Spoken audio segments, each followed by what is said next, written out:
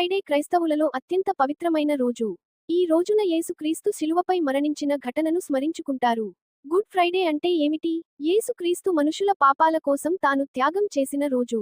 ఇది దుఃఖం, ప్రార్థన మరియు పశ్చాత్తాపానికి సంబంధించిన రోజు. బైబిల్లో ఏమి జరిగింది? బైబిల్ ప్రకారం యేసును అరెస్ట్ చేశారు.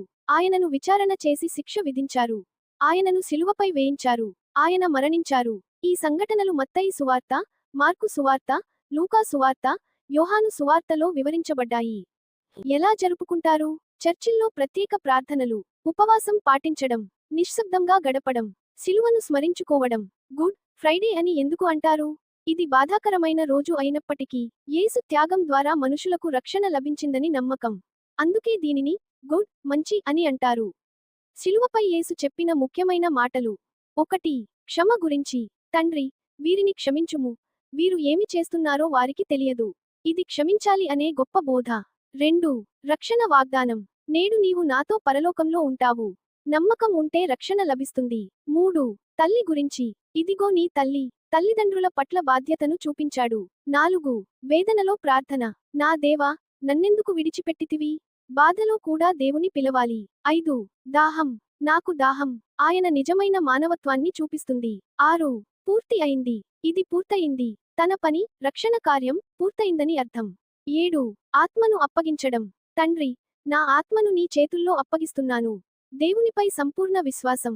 ముఖ్యంగా గుర్తుంచుకోవాల్సింది ఇవి ఆజ్ఞలు కాకుండా జీవితానికి మార్గదర్శకమైన బోధలు. క్షమ, ప్రేమ, విశ్వాసం, త్యాగం గురించి నేర్పుతాయి. గుడ్ ఫ్రైడే తర్వాత 3వ రోజు ఈస్టర్ వస్తుంది. ఆ రోజు యేసు మళ్లీ బ్రతికి లేచిన రోజు. ఈస్టర్ పండుగ, ఈస్టర్ ఫెస్టివల్ అనేది క్రైస్తవుల ముఖ్యమైన పండుగలలో ఒకటి. ఇది యేసుక్రీస్తు పునరుత్థానం, రెజరెక్షన్ జరిగిన రోజును స్మరించుకునేందుకు జరుపుకుంటారు. ఎప్పుడు జరుపుకుంటారు? ఈస్టర్ తేదీ ప్రతి సంవత్సరం మారుతుంది. ఇది సాధారణంగా మార్చి చివరి వారంలో లేదా ఏప్రిల్ నెలలో ఆదివారం రోజున వస్తుంది. ఈస్టర్ కథ బైబిల్లోని 4 సువార్తల్లో ఉంది. మత్తయి సువార్త 28, మార్కు సువార్త 16, లూకా సువార్త 24, యోహాను సువార్త 20. ప్రధాన సంఘటనలు. 1 రోజు శిలువ వేయడం. యేసుక్రీస్తును శుక్రవారం శిలువపై వేయించారు. 2వ రోజు సమాధి. ఆయన శరీరాన్ని ఒక సమాధిలో ఉంచారు. 3వ రోజు పునరుత్థానం. ఆదివారం ఉదయం ఆయన మళ్లీ బ్రతికి లేచారు. ముఖ్యమైన వాక్యం. బైబిల్లో దేవదూత ఇలా చెబుతుంది. ఆయన ఇక్కడ లేరు, ఆయన లేచియున్నాడు. మత్తయి 28-6. ఈస్టర్ అంటే పాపాలపై విజయం, మరణంపై జీవం, దేవుని ప్రేమకు గుర్తు. If you liked this video, don't forget to like, share, and subscribe. Thank you for watching. And if you liked this video, don't forget to like, share, and subscribe. Thank you for watching.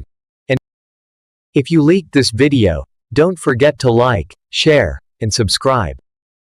Thank you for watching.